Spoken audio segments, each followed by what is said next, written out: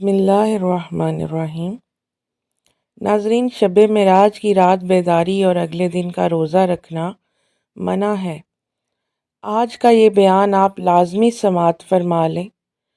ناظرین، واقعہ معراج اللہ تبارک و تعالیٰ کی قدرت کے کرشموں سے ایک بڑی نشانی ہے جو پلک جھپکتے میں بظاہر پیش آیا، لیکن حقیقت میں اس میں کتنا عرصہ لگا یہ اللہ تبارک و تعالیٰ اور اس کے رسول صلی اللہ علیہ وآلہ وسلم ہی بہتر جانتے ہیں۔ اللہ تبارک و تعالیٰ نے اس واقعے میں اپنے پیارے پیغمبر حضرت محمد صلی اللہ علیہ وآلہ وسلم کو اپنی قدرت کاملہ کا مشاہدہ کرایا۔ واقعہ معراج اعلان نبوت کے 10ویں سال اور مدینہ ہجرت سے 1 برس قبل مکہ میں پیش آیا۔ ماہ رجب کی 27ویں شب ہے۔ اللہ تبارک و تعالیٰ فرشتوں سے ارشاد فرماتا ہے، فرشتوں، آج کی رات جنت الفردوس کو لباس اور زیور سے سجا دو، میری تابع داری کا قلعہ اپنے سر پر باندھ لو۔ اے جبرائیل، میرا یہ پیغام میکائیل کو سنا دو کہ رزق کا پیمانہ ہاتھ سے جدا کر دے۔ اسرافیل سے کہہ دو کہ وہ سور کو کچھ دیر کے لیے روک دے۔ اسرائیل سے کہہ دو کہ کچھ دیر کے لیے روحوں کو قبض کرنے سے ہاتھ اٹھا لے۔ رضوان سے کہہ دو کہ وہ جنت الفردوس کی درجہ بندی کرے۔ مالک سے کہہ دو کہ دوزخ کو تالا لگا دے۔ خلد بری کی روحوں سے کہہ دو کہ وہ آراستہ ہو جائیں اور جنت کے محلوں کی چھتوں پر صف بستہ کھڑی ہو جائیں، اور جنت کے جو مکانات ہیں ان کی چھتوں پر اس طرح سے کھڑے ہوں جیسے کہ یوں معلوم ہو جیسے سربستہ کھڑے ہیں۔ مشرق سے مغرب تک جس قدر قبریں ہیں ان سب سے عذاب ختم کر دیا جائے۔ آج کی رات شب معراج ہے۔ میرے محبوب حضرت محمد صلی اللہ علیہ وآلہ وسلم کے استقبال کے لیے تیار ہو جاؤ۔ چشم زدن میں عالم بالا کا نقشہ بدل گیا۔ حکم الہی ہوا، اے جبرائیل، اپنے ساتھ 70,000 فرشتے لے کر جاؤ۔ فرمان باری سن کر جبرائیل امین علیہ السلام سواری لینے جنت میں جاتے ہیں، اور آپ نے ایسی سواری کا انتخاب کیا جو آج تک کسی بادشاہ کو بھی میسر نہ آئی ہوگی۔ میسر ہونا تو دور کی بات ہے، دیکھی تک نہ ہوگی، اور دیکھنا تو دور کی بات ہے، سوچی تک نہ ہوگی۔ اس سواری کا نام براق ہے۔ تفسیر روح البیان میں ہے کہ نبی کریم صلی اللہ علیہ وآلہ وسلم سے پہلے براق پر کوئی سوار نہیں ہوا۔ ماہ رجب کی 27ویں شب کس قدر پرکیف رات ہے۔ مطلع بالکل صاف ہے، فضاؤں میں عجیب سی کیفیت طاری ہے۔ رات آہستہ آہستہ کیف و نشاط کی مستی میں ڈوبتی جا رہی ہے۔ ستارے پوری آب و تاب کے ساتھ جھلملا رہے ہیں۔ پوری دنیا پر سکوت و خاموشی کا سماں طاری ہے۔ آدھی رات گزرنے کو ہے۔ یکایک آسمانی دنیا کا دروازہ کھلتا ہے۔ انوار و تجلیات کے جلوے سمیٹے حضرت جبرائیل علیہ السلام نورانی مخلوق کے جھرمٹ میں جنتی براق لیے آسمان کی بلندیوں سے اتر کر حضرت ام ہانی رضی اللہ تعالیٰ عنہ کے گھر تشریف لاتے ہیں، جہاں ماہ نبوت حضرت محمد صلی اللہ علیہ وآلہ وسلم محو خواب ہیں، آنکھیں بند کیے دل بیدار لیے آرام فرما رہے ہیں۔ حضرت جبرائیل امین علیہ السلام ہاتھ باندھ کر کھڑے ہیں اور سوچ رہے ہیں کہ اگر آواز دے کر بیدار کیا تو بے ادبی ہو جائے گی۔ فکر مند ہیں کہ معراج کے دولہے کو کیسے جگایا جائے۔ اس وقت حکم ربی ہوتا ہے، اے جبرائیل، میرے محبوب کے قدموں کو چوم لے تاکہ تیرے لبوں کی ٹھنڈک سے میرے محبوب کی آنکھ کھل جائے۔ اسی دن کے واسطے میں نے تجھے کافور سے پیدا کیا تھا۔ حکم سنتے ہی جبرائیل امین علیہ السلام آگے بڑھے اور اپنے کافوری ہونٹ محبوب دو عالم حضرت محمد صلی اللہ علیہ وآلہ وسلم کے پائے ناز سے مس کر دی۔ یہ منظر بھی کس قدر دل فریب ہوگا جب جبرائیل امین علیہ السلام نے فخر کائنات حضرت محمد صلی اللہ علیہ وآلہ وسلم کے قدموں کو بوسہ دیا۔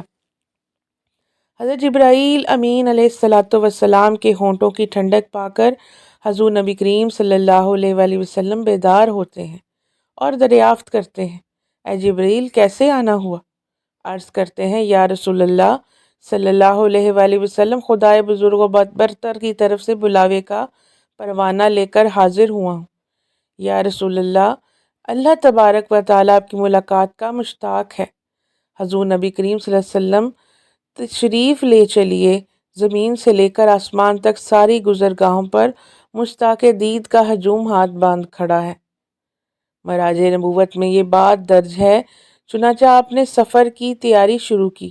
اس مقام پر یہ بات ذہن نشین رہے کہ یہ سفر محض ایک سیر نہ تھی، بلکہ انسانیت کے وقار کی معراج تھی۔ جب آپ صلی اللہ علیہ وآلہ وسلم نے براق پر قدم رکھا تو فرط جذبات سے جھومنے لگا۔ جبرائیل علیہ السلام نے عرض کیا، اے براق ٹھہر جا، تجھ پر وہ ہستی سوار ہو رہی ہے جو تمام جہانوں کے لیے رحمت ہے۔ یہ وہ لمحہ تھا جب کائنات کے ذرے ذرے نے اپنے خالق کی تسبیح بیان کی اور فضائیں درود و سلام کی صداؤں سے گونج اٹھی۔ آپ صلی اللہ علیہ وآلہ وسلم کا یہ سفر زمینی فاصلوں سے ماورا ہو کر افق کی گہرائیوں میں اتر گیا، جہاں وقت تھم گیا اور مقام سمٹ گیا۔ اس موقع پر حضرت جبرائیل امین علیہ السلام نے آپ کا سینہ مبارک چاک کرنے کے بعد دل نکالا۔ پھر سونے کا ایک تشت لایا گیا جو ایمان و حکمت سے لبریز تھا۔ اس کے بعد حضور صلی اللہ علیہ وآلہ وسلم کے قلب کو دھویا گیا، پھر وہ ایمان و حکمت سے لبریز ہو گیا۔ اس قلب کو سینہ اقدس میں اس کی جگہ پر رکھ دیا گیا۔ بخاری شریف کی جلد نمبر اول میں صفحہ نمبر 568 پر یہ بات درج ہے۔ مسلم شریف کی بات کی جائے تو جلد اول صفحہ نمبر 92 پر یہ بات ہے کہ حضرت جبرائیل امین علیہ السلام نے سینہ چاک کرنے کے بعد قلب مبارک کو زمزم کے پانی سے دھویا، سینہ مبارک میں رکھ کر سینہ بند کر دیا۔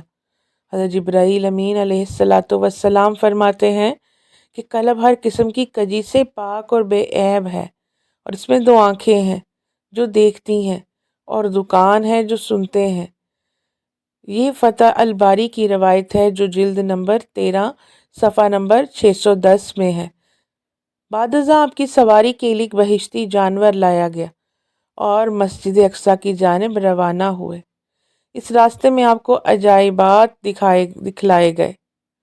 مختلف اقوام اور مختلف لوگ اپنے گناہوں کی وجہ سے مختلف سزاؤں میں مبتلا تھے۔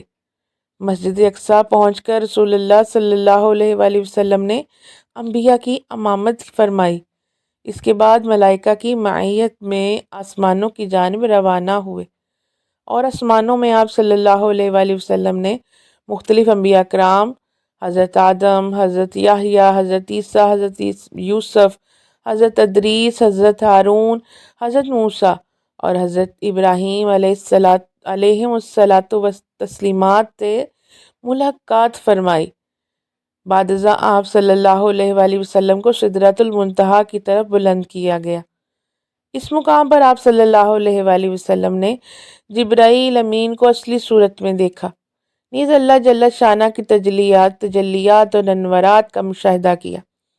یہاں سے مقام شریف الاقلام، پھر وہاں سے بار اقدس میں پہنچے، وہاں بارگاہ الہی میں سجدہ بجا لائے اور بلا واسطہ کلام خداوندی سے سرفراز ہوئے۔ اسی موقع پر نماز فرض کی گئی، جہاں سے واپسی پر آپ صلی اللہ علیہ وآلہ وسلم دوبارہ بیت المقدس میں اترے، وہاں سے براق پر سوار ہو کر صبح سے قبل مکہ پہنچے۔ آپ صلی اللہ علیہ وآلہ وسلم نے رات گزارنے کے بعد یہ واقعہ لوگوں میں بیان کرنے کا ارادہ فرمایا۔ چنانچہ ایک روایت میں ہے کہ آپ صلی اللہ علیہ وآلہ وسلم نے فرمایا، مجھے اس رات بیت المقدس تک سیر کروائی گئی، پھر وہاں سے آسمانوں کی۔ ابو جہل نے کہا، آپ نے اس ایک رات میں بیت المقدس کا سفر کیا اور مکہ میں ہمارے ساتھ ہی صبح کر رہے ہیں؟ تو آپ نے فرمایا، ہاں۔ ابو جہل اس خوف سے انکار نہ کر سکا کہ آپ یہ بات اپنی قوم میں بیان کریں گے، تو حضور انور صلی اللہ علیہ وآلہ وسلم سے ابو جہل نے پوچھا، کیا یہ بات آپ اپنی قوم کو بتائیں گے؟ آپ صلی اللہ علیہ وآلہ وسلم نے فرمایا، ہاں۔ یہ سن کر ابو جہل نے آواز لگائی، اے ابن کعب، یہاں آؤ۔ سب لوگ جمع ہوئے، نبی کریم صلی اللہ علیہ وآلہ وسلم اور ابو جہل کے پاس بیٹھ گئے۔ ابو جہل نے کہا، جو بات بیان کرنی اپنی قوم سے کریں۔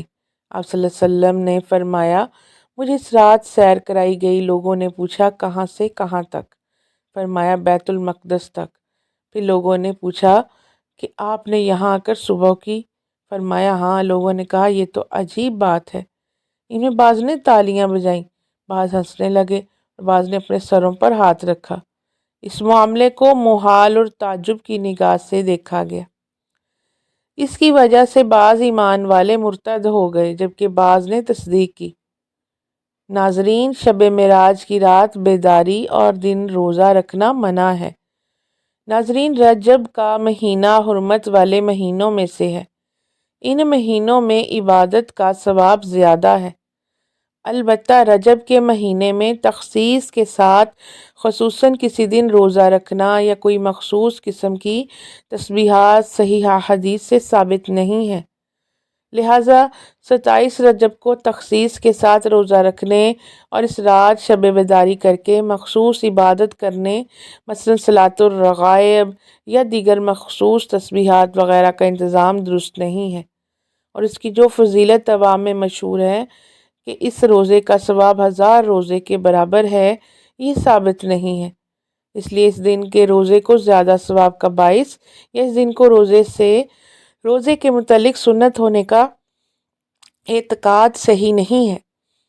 علماء کرام نے اپنی تصانیف میں اس کی بہت زیادہ تردید کی ہے۔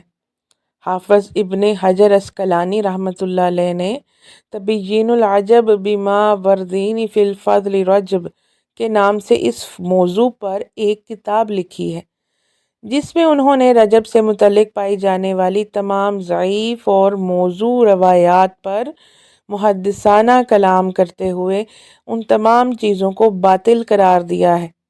ماہرین شرعیت 27 رجب کو روزہ رکھنے کے متعلق فرماتے ہیں کہ اس امر کا التزام بدعت ہے۔ مفتیان کرام فرماتے ہیں 27ویں رجب کے روزے کو جو عوام 1000 روزہ کہتے ہیں اور 1000 روزوں کے برابر اس کا ثواب سمجھتے ہیں، اس کی کچھ اصل نہیں ہے۔ مستند فتاویٰ میں یہ بات درج ہے کہ ماہ رجب میں تاریخ مذکورہ میں روزہ رکھنے کی فضیلت پر بعض روایات وارد ہوئی ہیں، لیکن وہ روایات محدثین کے نزدیک درجہ صحت کو نہیں پہنچتی۔ یہاں یہ بات سمجھنا بہت ضروری ہے کہ دین کی بنیاد جذبات پر نہیں بلکہ مستند شرعی دلائل پر ہے۔ محبت رسول صلی اللہ علیہ وآلہ وسلم کا تقاضا یہ ہے کہ ہم اسی طریقے سے پر عمل کریں جو آپ صلی اللہ علیہ وآلہ وسلم نے اور آپ کے صحابہ کرام نے ہمیں سکھایا۔ اگر 27 رجب کی رات جاگنے اور روزہ رکھنے میں کوئی خاص فضیلت ہوتی تو صحابہ کرام جو نیکیوں کے سب سے زیادہ حریص تھے وہ کبھی اسے نہ چھوڑتے۔ آج کل سوشل میڈیا کے دور میں من گھڑت روایات کو بہت تیزی سے پھیلایا جاتا ہے، جس سے عام مسلمان یہ سمجھ بیٹھتا ہے کہ شاید یہی اصل دین ہے۔ ہمیں چاہیے کہ ہم اپنی عبادتوں کو ریاکاری اور خود ساختہ رسومات سے پاک رکھیں اور صرف ان اعمال پر توجہ دیں جو قرآن و سنت سے ثابت ہے۔ یاد رکھیں کہ اللہ تبارک و تعالیٰ کے ہاں وہی عمل قبول ہوتا ہے جو خلوص نیت کے ساتھ سنت کے مطابق کیا جائے۔ فضائل اعمال کے نام پر بدعات کو فروغ دینا ایمان کے لیے خطرناک ثابت ہو سکتا ہے۔ اس لیے اپنی نمازوں کی فکر کریں، اپنے اخلاق کو سنواریں اور سنت نبوی صلی اللہ علیہ وآلہ وسلم کو اپنی زندگی کا اوڑھنا بچھونا بنائیں، تاکہ ہم بروز قیامت اللہ اور اس کے رسول صلی اللہ علیہ وآلہ وسلم کے سامنے سرخرو ہو سکیں۔ اصل بندگی یہ نہیں کہ ہم اپنی مرضی کی تاریخیں مقرر کریں، بلکہ اصل بندگی یہ ہے کہ ہم ہر لمحہ اللہ کی یاد میں گزاریں اور ان سنتوں کو زندہ کریں جن کا ذکر احادیث صحیحہ میں موجود ہے۔ معراج کا اصل سبق نماز کی پابندی، رب کی عظمت کا احساس ہے، نہ کہ صرف ایک رات کا جشن۔ ہمیں چاہیے کہ ہم اپنی زندگیوں کا محاسبہ کریں اور ہر اس کام سے بچیں جس کی بنیاد دلیل پر نہیں ہے بلکہ سنی سنائی باتوں پر ہے۔ اللہ تبارک و تعالی ہمیں حق سمجھنے اور اس پر ثابت قدم رہنے کی توفیق عطا فرمائے۔ ناظرین، کمنٹ باکس میں اللہ تبارک و تعالیٰ کے 99 ناموں میں سے ایک نام ضرور ٹائپ کریں۔ ویڈیو اچھی لگی ہو تو ویڈیو کو لائک کریں، شیئر کریں، چینل کو سبسکرائب کریں۔ اگلی ویڈیو تک کے لیے اجازت دیجیے۔ اللہ حافظ۔